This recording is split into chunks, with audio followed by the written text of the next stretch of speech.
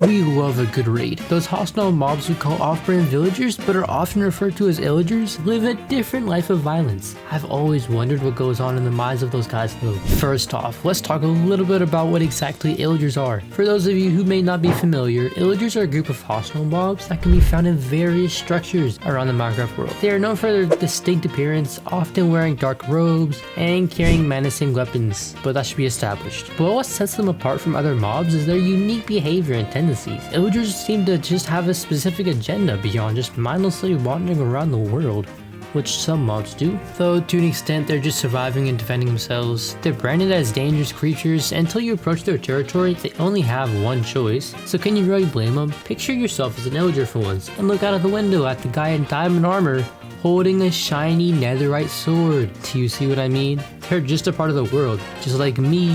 Now obviously they can't just be neutral and attack when they're being provoked, because naturally people have enemies. Therefore the villagers take the spot, and they travel in patrols or go to raid the villagers when they have one big natural goal. So let me get it out of the air. The Illagers are the actual group of the evokers, vindicators, and pillagers. So that means the tribe name is essentially called the Illagers. So don't get anything mixed up now, because I definitely did. Man, this sucks. But they are under control by someone or something. I mean, well, if they're similar to villagers, does that mean evokers secretly rule the village population?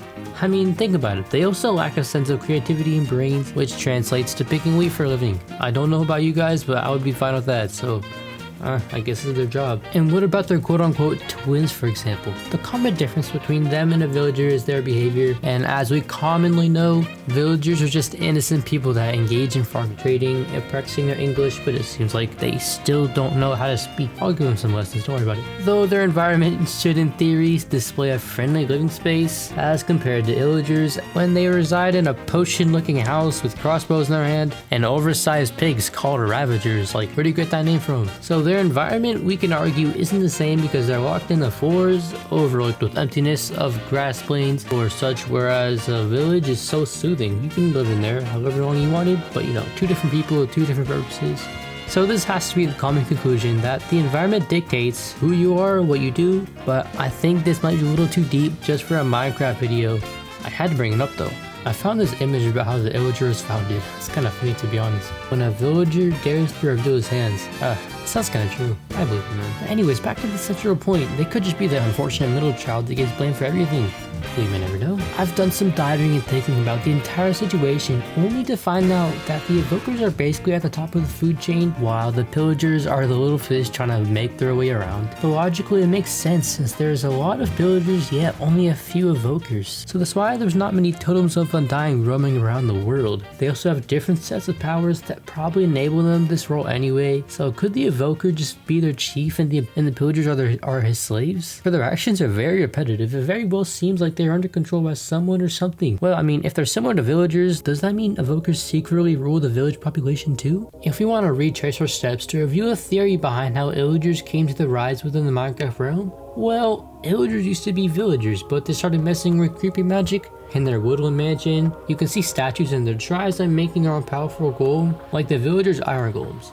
But instead they turned them into Ravagers. Eventually they made the Ravager and began raiding villagers to control them. So they actually kill villagers, but they don't wipe all of them out. But they use the villagers' experiences or souls for their dark magic apparently.